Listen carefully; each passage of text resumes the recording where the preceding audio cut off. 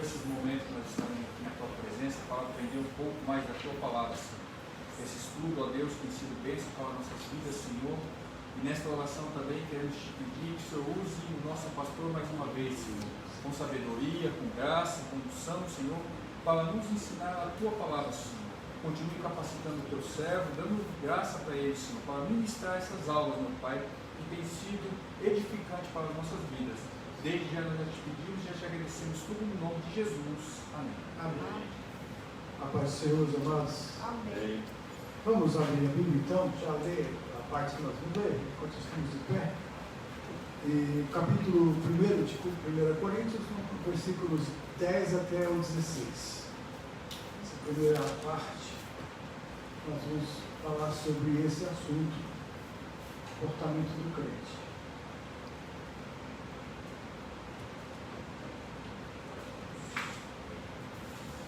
Glória a Deus.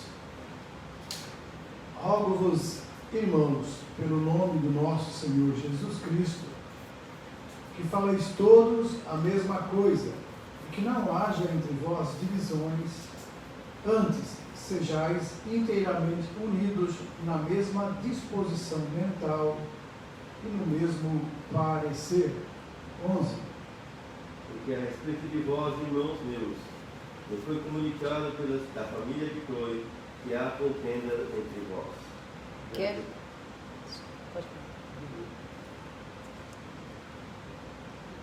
Quero dizer com isso que cada um de vós diz: eu sou de Paulo, eu sou de Apolo, eu de Cefas e eu de Cristo.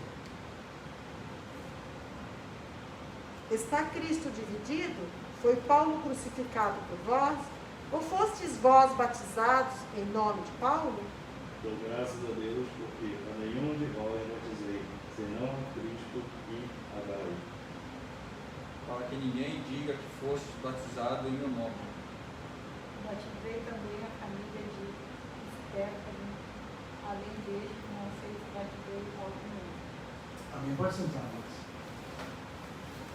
Essa leitura da palavra, e ali você tem o quadro, o único Senhor, ele está dizendo: acaso Cristo está dividido? Nas lições anteriores, nós estudamos mais uma vez sobre esse assunto, né? Jesus Cristo, Filho de Deus, palavra viva, a Bíblia, a palavra escrita, e nós, os crentes, a palavra demonstrada, né? Então, nós falamos sobre esses versículos aí, que o edifício de Deus sois vós, nós somos o edifício de Deus, e o fundamento ele lançou, que é a palavra escrita, e o que sustenta tudo é a palavra viva, que é Jesus Cristo. Ninguém pode lançar outro fundamento além do que já foi posto, o qual é Jesus Cristo, 1 Coríntios 3:11. Sendo ele mesmo, Cristo Jesus, a pedra angular. Ok. Então agora nós vamos partir para essa outra parte, que é exatamente o que estava acontecendo na igreja de Coríntios, a divisão entre os crentes.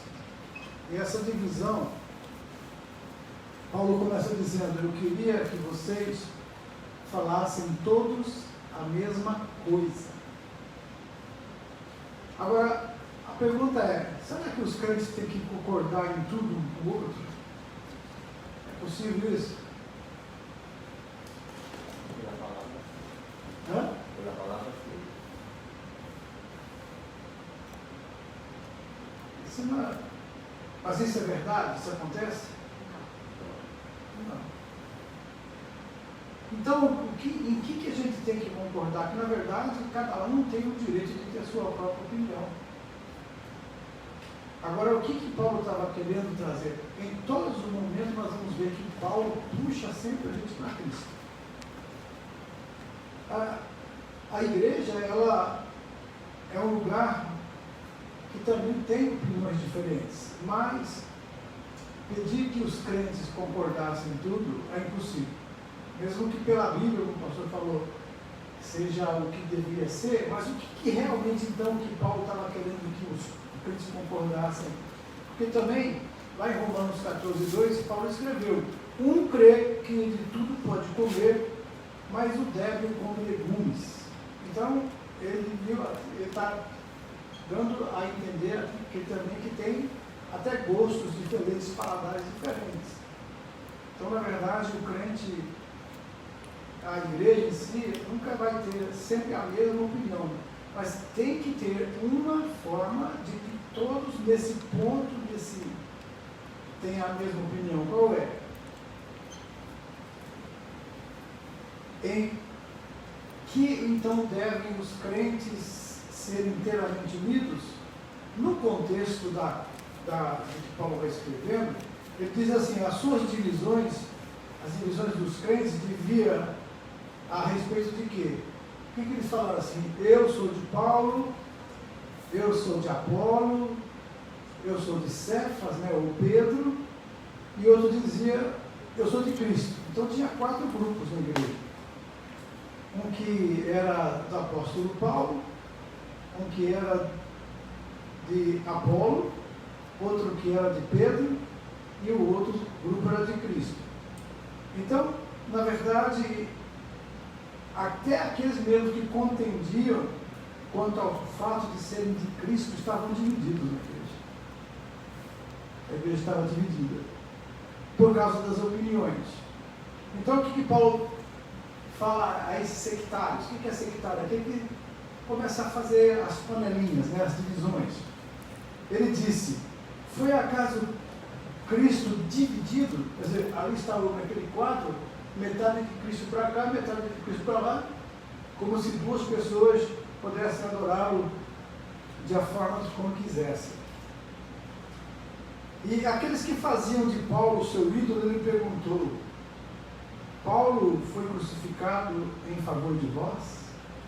Os irmãos estão percebendo que o fator de opinião que não pode ser diferente entre nós é exatamente esse. Os crentes, eles deviam ser inteiramente unidos na mesma disposição mental e no mesmo parecer, que é estar inteiramente unidos em seu reconhecimento de quem era Cristo. Isso não pode ser diferente entre nós. Quem é Cristo na sua vida? Quem é Cristo na minha vida? Isso não pode ser diferente. Agora, em outras coisas, outros assuntos, tem opiniões, inclusive no meio evangélico tem muitas opiniões diferentes. Entre os teólogos, estudiosos, tem também opiniões diferentes. O que não pode é o pensamento acerca de Cristo ser diferente. Mas em termos de entendimento, muitos entendem diferente um do outro, e às vezes até dá discussões, mas no essencial, que é essa crença em Cristo, não pode ser diferente.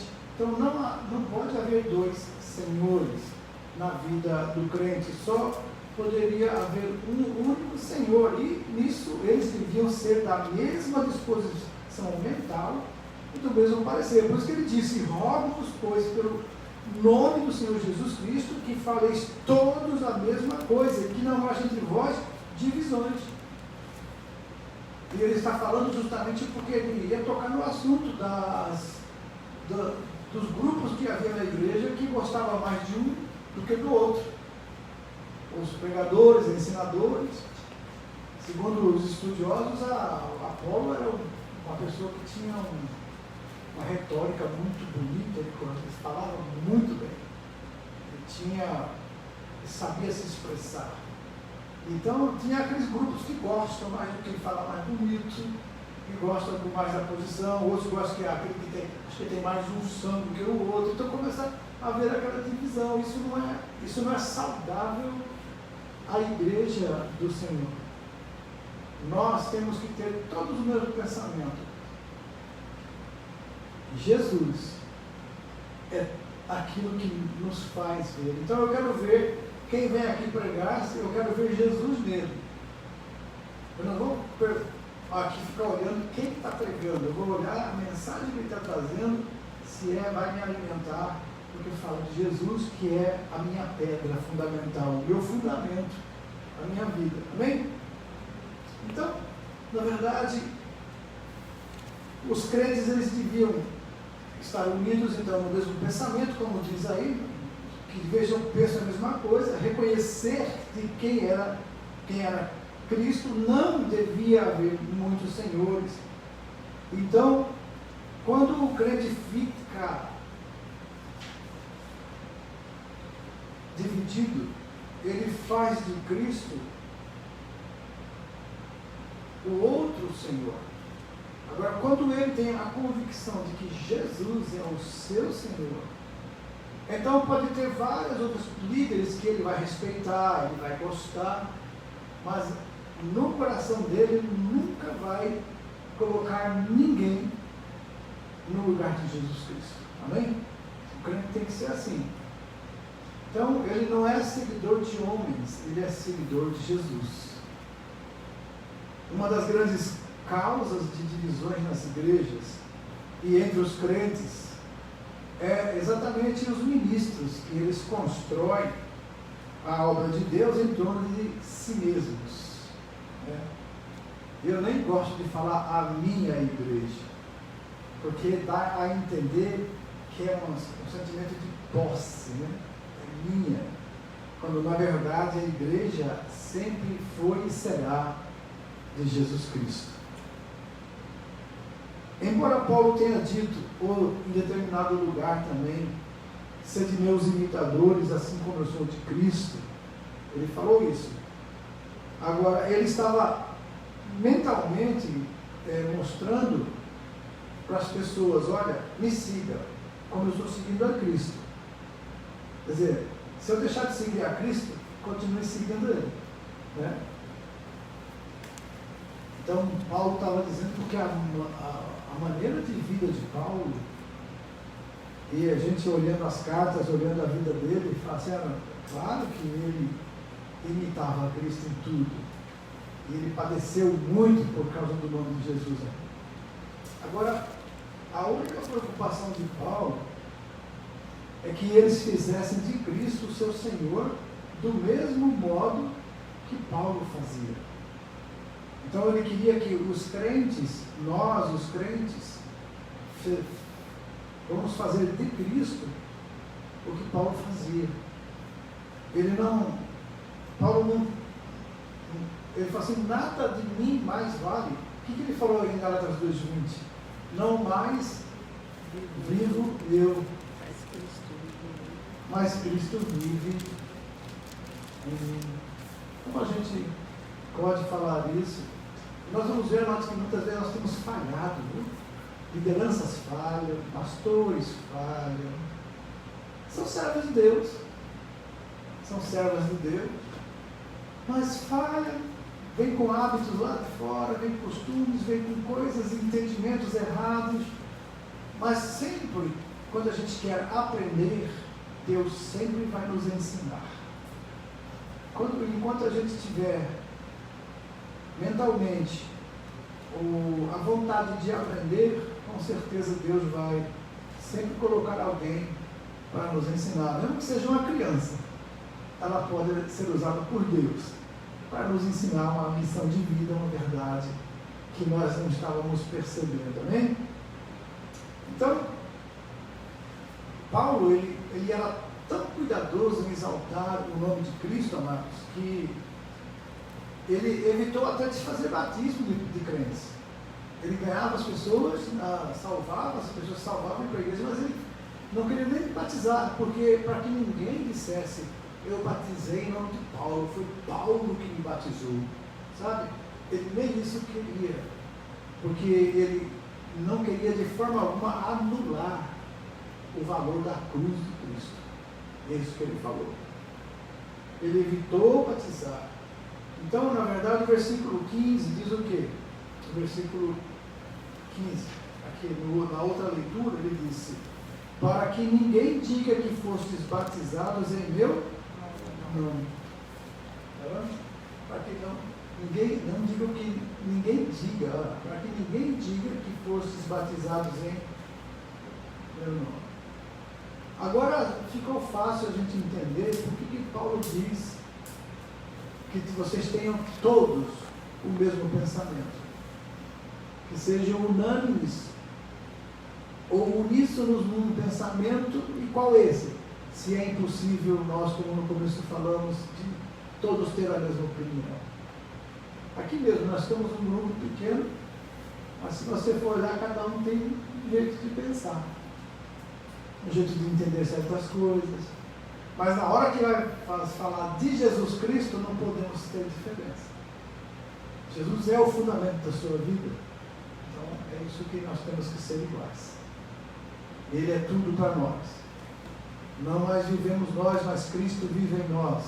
E a vida que agora vamos viver, vivemos na fé do Filho de Deus. Esse pensamento tem que ser igual. Ah, eu não sou assim. Eu tenho outro jeito. Assim, como que você pensa? Pensar diferente é normal, mas agora com relação a Cristo na nossa vida, aí já é normal. Aí já não é normal. Então, na verdade, quando Paulo fala isso, ele diz exatamente isso que nós acabamos de falar. Deveríamos ter também a mesma disposição mental que Paulo tinha, porque tudo ele fazia vir para Jesus. Todas as cartas, esses 10 versículos, primeiro nós lemos os 10, sempre falava de Jesus, Jesus, Jesus. E Cristo não está dividido, ele assevera para os crentes, cuidado o que vocês estão fazendo. Cristo não está dividido. Por acaso Paulo morreu, ressuscitou e salvou vocês? Então ele falou assim, ainda bem que eu nem batizei. E agora temos um versículo também 17 em diante, que ele vai dizer que Cristo crucificado para nós é poder de Deus. Vamos fazer a leitura? Porque não me enviou Cristo para batizar, mas para pregar o Evangelho, não com sabedoria de palavra, para que se não anule a cruz de Cristo. Então, o pregador, o ensinador, precisa ter muito cuidado, para que ele não tenha aquela ideia de que ele é ele é o tal. E, sabe, Jesus tem sorte de que eu estou aqui ensinando, porque eu faço um galhardia, eu faço com... Então isso traz uma anulação de Cristo. A gente nota que tem ensinadores que são orgulhosos, são arrogantes, eles não aceitam um pensamento diferente, eles já xingam. Teve um camarada esses dias na internet que discordei dele, ele ficou tão bravo. Você é falso profeta, você é isso. Eu falei, uau, como você parece que você conhece bem a palavra, mas você não conhece o Senhor da palavra, porque você não tem amor no coração. De que vale esse conhecimento se você nem respeita quem está discordando de você? Não, você está querendo mudar as coisas, a Assembleia de Deus não é assim. Eu falei assim, então você, se você é da Assembleia, deve ser dessas negócios de briga mesmo, né? Então tá bom, então fica na sua, eu vou sair fora daqui, eu não quero mais discutir com você, porque não está edificando em nada ninguém. Tem crente que é assim, ele acha que ele é o tal, né? E Paulo estava dizendo que não é. Porque o versículo 18, o que diz o versículo 18 aí, pastor Roberto? Porque a palavra da cruz é loucura para os que perecem, mas para nós que somos salvos é o poder de Deus. Então, para os que perecem, a mensagem da cruz, a palavra da cruz, é loucura. Mas para nós que somos salvos é o poder de Deus. E por quê? Do versículo 19, Anderson, está escrito. Pois está escrito, destruirei a sabedoria dos sábios e aniquilarei a inteligência dos instruídos. Então, aí está dizendo, quem que é os sábios? Da época, essa época que Jesus está falando aqui, Paulo está falando, os gregos. A cultura dele até hoje influencia o mundo. E naquela época, o Império Romano dominava, mas a cultura grega predominou. E foi até permitida por Deus para que o grego koiné, que falava em todo lugar, facilitasse também a propagação do Evangelho. Então, ele fala que destruirei a sabedoria dos sábios, aniquilarei. O versículo 20 diz, onde está o sábio e o escriba, o inquiridor desse século? porventura não tornou Deus louca a sabedoria do mundo, visto que, como na sabedoria de Deus, o mundo não conheceu a sua própria sabedoria, aprove a Deus salvar aos que creem, através de qual? De quê? Loucura da pregação.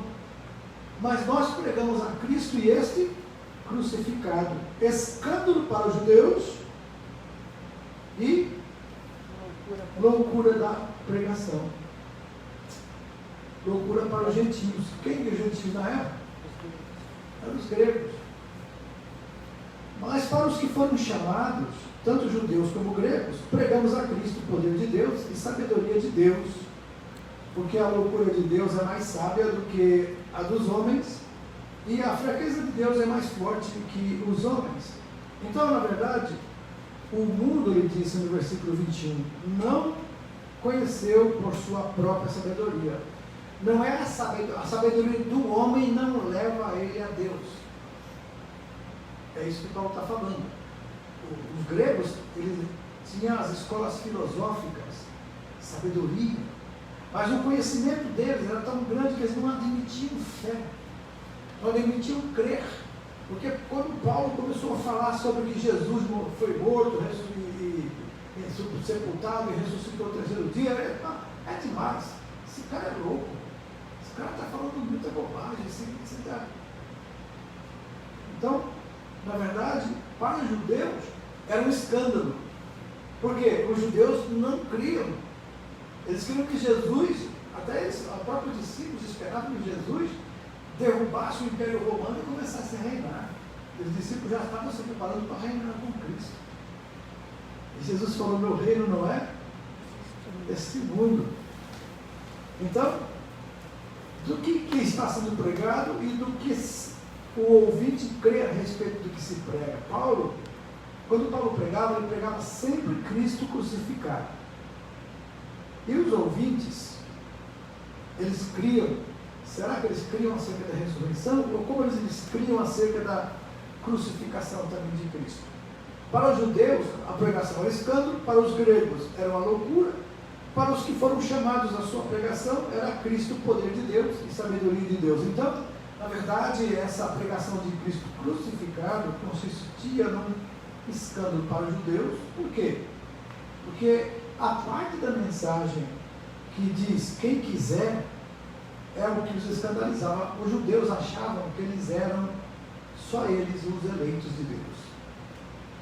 Eles tinham em mente que eles eram o povo escolhido. Tanto é que eles nem comiam com os gentios, para não se contaminarem. E Jesus veio para derrubar essas barreiras, essa parede da separação. A parte da mensagem que quem quiser é que os escandalizava, porque eles consideravam-se eleitos, povo escolhido de Deus, e eles consideravam os gentios como párias, cidadãos de segunda categoria, não tinham o direito de participar das mesmas coisas que eles participavam. O único meio de um gentio poder salvar-se no pensamento do judeu era se ele se tornasse um prosélito, que era uma pessoa que se tornava judeu, né? Aí sim abraçava a religião judaica, e então eles diziam: então esse pode ser salvo porque ele abraçou a nossa religião. Por isso, quando Paulo pregava que uma pessoa podia tornar-se filho de Deus mediante a fé, quando ele dizia que o homem não tinha necessidade de ser circuncidado, era então que sua pregação constituía escândalo. Como? Não precisa ser circuncidado? Como é que vai? Moisés falou que precisa. E os judeus, eles não podiam aceitar o fato de que a fé em Jesus Cristo, sem as obras da lei, fosse todo o comportamento necessário para que a pessoa se tornasse filho de Deus. Então, crê no Senhor Jesus e será salvo tu e tua casa. Isso é impossível. Estavam acostumados com todos os cerimoniais, com todo o ascetismo, né?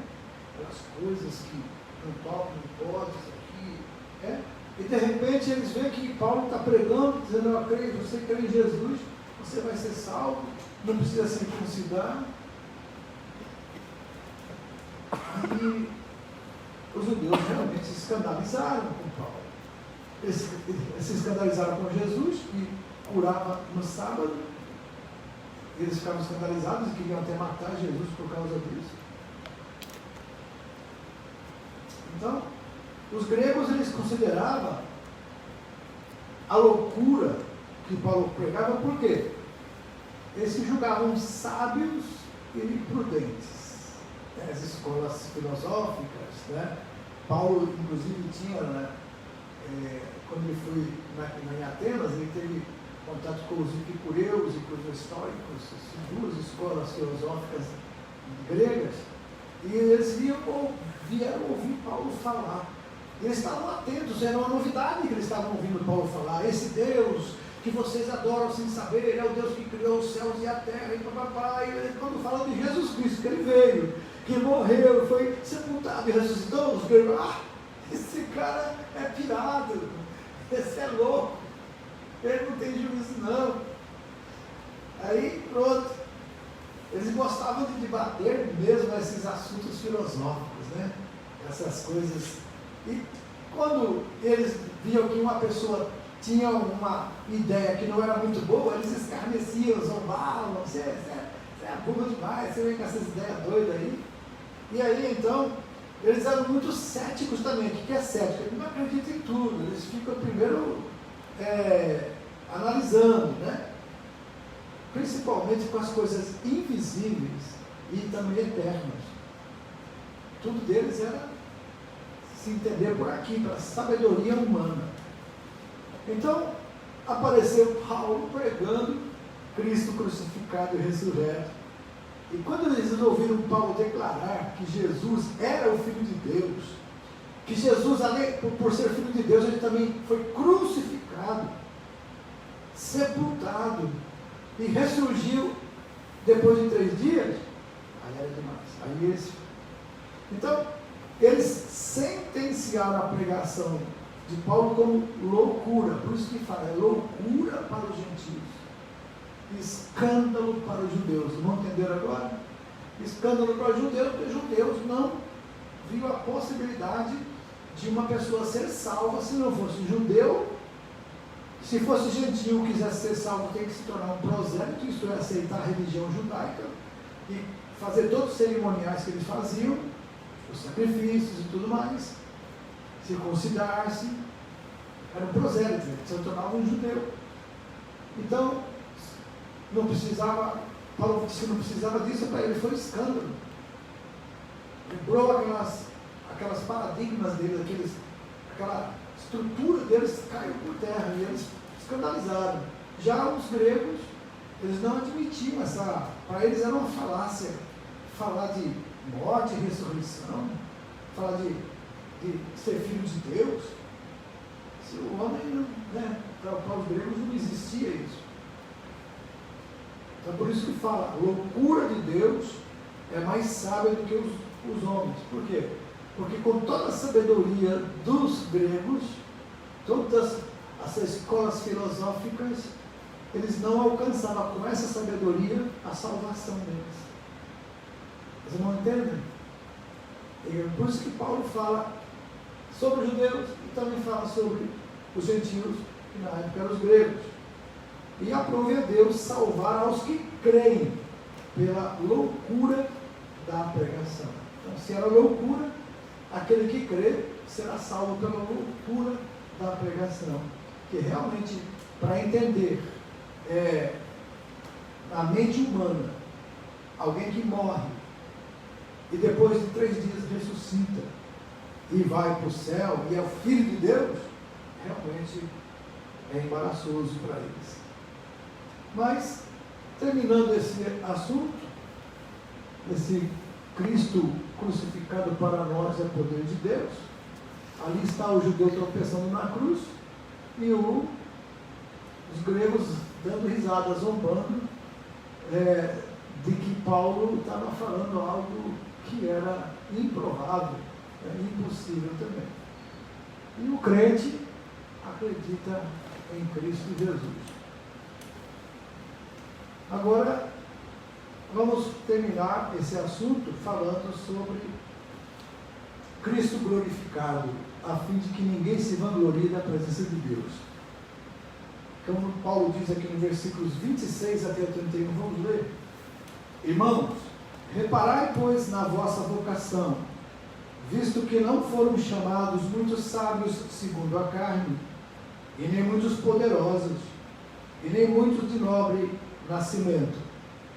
Pelo contrário, Deus escolheu as coisas loucas do mundo para envergonhar os sábios, escolheu as coisas fracas do mundo para envergonhar as fortes, e Deus escolheu as coisas humildes do mundo e as desprezadas e aquelas que não são, para reduzir a nada os que são, a fim de que ninguém se vanglorie na presença de Deus. Mas vós sois dele, em Cristo Jesus, o qual se nos tornou parte de Deus, sabedoria. Da parte de Deus, sabedoria. Por quê? O conhecimento, a sabedoria, a justiça, a santificação, a redenção, e tudo isso para o que está escrito: aquele que se glorie, glorie-se no Senhor. Então, não foram chamados nem muitos poderosos, nem muitos de nobre nascimento. E por que muitos poderosos e muitos nobres de nascimento não são chamados? A verdade é que não são muitos dos poderosos e dos nobres chamados por Deus. Se eles o fizessem, Deus não faz acepção de pessoas, ok? Deus vai salvá-los. Um nobre, um rico, um poderoso que vem a Deus, ele salva. Ele não quer que ninguém pereça. Deus mandou Jesus para isso, para que todo aquele que nele crê não pereça. Porém, ele escolheu um modo de salvar o homem. E esse modo, qual é? A única forma de salvar pela fé em Cristo, que morreu e ressuscitou para a nossa justificação. Então, é porque os poderosos e os nobres não se humilham. Eles querem, na verdade, eles querem conquistar. Quantos poderosos ou ricos já não chegaram na igreja e quiseram comprar a bênção na igreja? Quer comprar o pastor, quer comprar a bênção, quer comprar status, né? E eles, para isso, eles investem muito dinheiro. E tem, infelizmente, tem líderes que aceitam. Então, na verdade, ele não quer que ninguém pereça, porém, ele escolheu um modo de salvar, que é através de Jesus. Os poderosos e os nobres não se humilham, que eles se apartam da salvação. E o chamado de Deus, eles saem fora, porque eles não querem essa humilhação. Tem uns que eu vou me misturar com esse povo. Tem gente assim, irmãos. Tem pessoas que hoje ainda tem nojo de pobre. Tem nojo de pobre. Eles querem toda a glória para si mesmos. Eles podem até vir para a igreja, mas querem ser glorificados, querem ser exaltados. E se recusa a tornar-se fracos ou loucos, né? Que Deus salva. E esses fracos ou loucos é na fé. Porque quem crê, os gregos chamam de loucos, né? E fracos são aqueles que não acreditam nessas coisas. Então, por isso que os ricos, os poderosos, eles dizem: eu não vou me rebaixar isso não. Querem manter seu orgulho e poder, e ao mesmo tempo querem ser salvos. Aí, por que Jesus falou para aquele jovem rico: vende tudo que você tem, dá aos pobres, e vem que eu vou te dar, me segue que eu te dou um tesouro no céu. Na mesma hora ele saiu triste dali, porque ele não queria trocar toda a riqueza dele que ele tinha na terra, pela riqueza que Jesus prometeu no céu. Só que a riqueza que ele tinha na terra, onde está hoje? Ninguém sabe. Mas lá no céu seria eterno. Então escolheu, infelizmente, as coisas passageiras. E é assim que tem pessoas que fazem hoje. Sabem que estão errando, sabem que é pecado, mas pelo prazer do momento, eles continuam a insistir. E é impossível para eles serem salvos se não for pela loucura da pregação, pela humilhação e reconhecimento de que precisa de Jesus, tanto quanto um miserável, pobre pecador precisa. Portanto, eles serão envergonhados, reduzidos a nada. 27 e 28 diz o que é o versículo? Pelo contrário, Deus escolheu as coisas loucas do mundo para envergonhar os sábios e escolheu as coisas fracas do mundo para envergonhar os fortes. Deus escolheu as coisas humildes do mundo e as desprezadas e aquelas que não são, para reduzir a nada as que são. Glória a Deus. Eu quando vejo a minha história do passado, o lugar onde eu nasci, né? Eu nasci lá em Sergipe, num lugar chamado Tanque Novo, lugarzinho que eu até hoje, quando eu fui visitar ele depois de, quantos anos eu tinha quando eu fui visitar lá? 24 anos de idade, fui visitar. Aí eu perguntei, onde que é a cidade onde eu nasci? É ali. Aí eu saí com o carro, fui andando, aí eu vi uma casa, vi outra assim, né, outra, umas casinhas. Aí eu passei, já era só mato. Voltei e perguntei, onde que é Tanque Novo? É aqui. Eu falei, foi aqui que eu nasci. Se tivesse 10 casas é muito. Ele tem que sempre ficou novo, porque nunca mudou o nome para velho, né? Tanque Novo. E é perto de Riachão do Dantas. Tanto é que esse povo era um povoado, que é um vilarejo, tanto é que no meu registro de nascimento ficou Riachão do Dantas. Ou seja, não ficou Tanque Novo. Nem existia, acho que no mapa.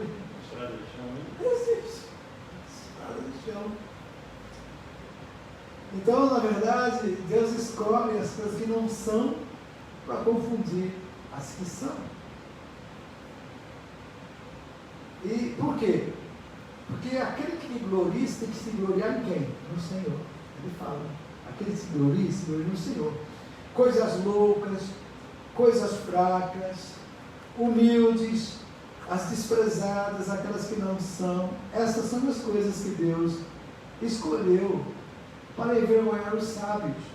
Porque os sábios, eles acham que Deus vai ceder a eles. Eles podem comprar homens, podem comprar líderes, mas Deus ninguém compra. Ele escolheu as coisas fracas do mundo para envergonhar as fortes, as que não são para reduzir a elas que são. E por quê? Por que Deus decidiu envergonhar os sábios? Por que Deus decidiu envergonhar e tornar em nada as coisas fortes deste mundo? A resposta, amados, é óbvia, a fim de que ninguém se vanglorie na presença de Deus. Tudo que você e eu conquistarmos nesse mundo e tivermos, diga sempre, glória a Deus, foi Deus que me deu, foi Deus que concedeu a misericórdia do Senhor. Méritos nunca haverá. Quem se julga com mérito, acaba perdendo graça de Deus. Os homens estão sempre tentando reduzir Cristo ao nível deles.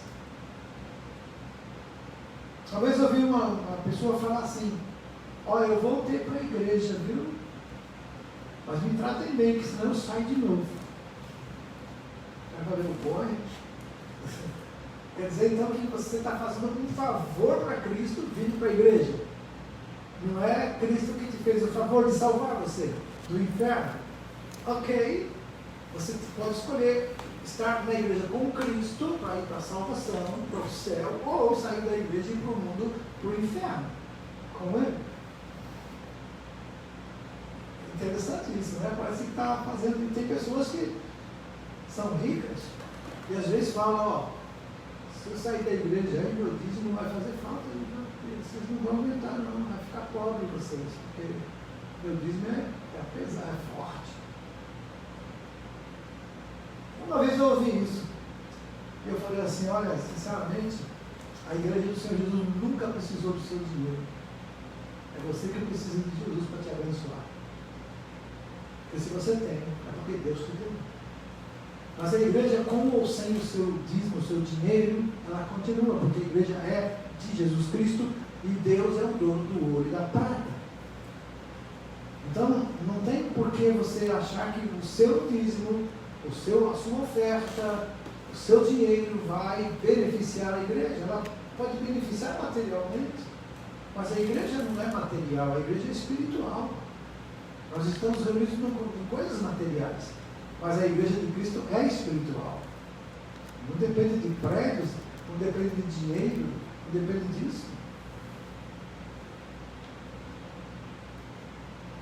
Eles recusam a reconhecer que Ele é Deus e recusam-se a confessar: Tu és o Cristo, o Filho do Deus vivo. Lembra que Pedro falou isso para Jesus em Mateus 17? Então, portanto, Deus fez o senhorio de Jesus Cristo o quê? Deus fez do senhorio de Jesus o fundamento sobre o qual a igreja é construída. E só aqueles que creem nele e se submetem ao seu senhorio podem ser chamados de filhos de Deus. Acabou essa lição hoje, capítulo 2, na próxima semana, se Deus nos permitir. Aí está a palavra demonstrada, a palavra escrita e a palavra viva. Comportamento do crente, a palavra de Deus mostrada a você. Lembre-se sempre, aonde você estiver, você é a demonstração do edifício de Deus. 1 Coríntios 3,9, Paulo diz: edifício de Deus sois vós. A Bíblia, lancei o fundamento. Palavra escrita, a Bíblia sagrada. E ao que sustenta todo o prédio. Agora você pode ver uma coisa, amados. O mundo, o gentio, o ímpio, ele não conhece, porque isso aqui é o alicerce, o fundamento, ok? Ninguém vê o alicerce da casa. Também não conhece Jesus, porque ele é que sustenta tudo. Mas ele conhece a palavra demonstrada. Somos nós. Então, o nosso comportamento, é por isso que fala, comportamento do crente. Nosso comportamento do crente também mostra Jesus para o mundo. Ok? Agora, tem pessoas que vivem de máscaras. Tem crentes que vivem de máscaras, outros que já se julgam santarrões, né? São tão santos, tão... Né? E o pregador pregando ali, não sou eu não. Falando, mas esse pregador também está se achando que ele é o tal, né?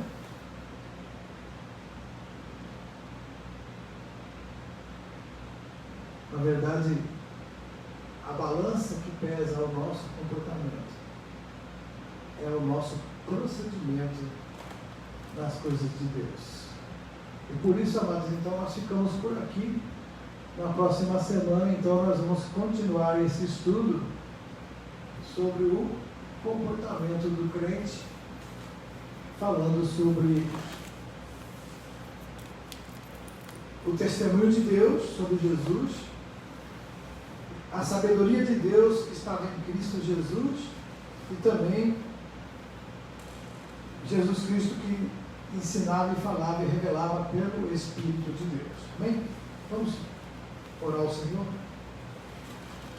falar com Deus agora e pedir Ele que nos ajude a continuar entendendo um pouco mais esse tipo de comportamento que nós devemos ter para que o nome dele seja glorificado através da nossa vida. Não importa onde estejamos, somos a igreja do Senhor representada e o mundo precisa ver a palavra demonstrada em nós. Amém? Querido Deus, eterno Pai, obrigado mais uma noite mais um dia que o Senhor nos concede, para aqui estudarmos a Tua palavra e falarmos a respeito do comportamento do crente, que deve ser baseado sempre na dependência de Jesus Cristo, andarmos, ó Deus, sobre a luz da Tua palavra, para que todos os nossos passos sejam guiados por ela, e para que o mundo veja que, assim como a Tua palavra diz que somos edifício de Deus, o mundo possa ver esse edifício e também querer conhecer o fundamento da nossa fé, que é Jesus Cristo.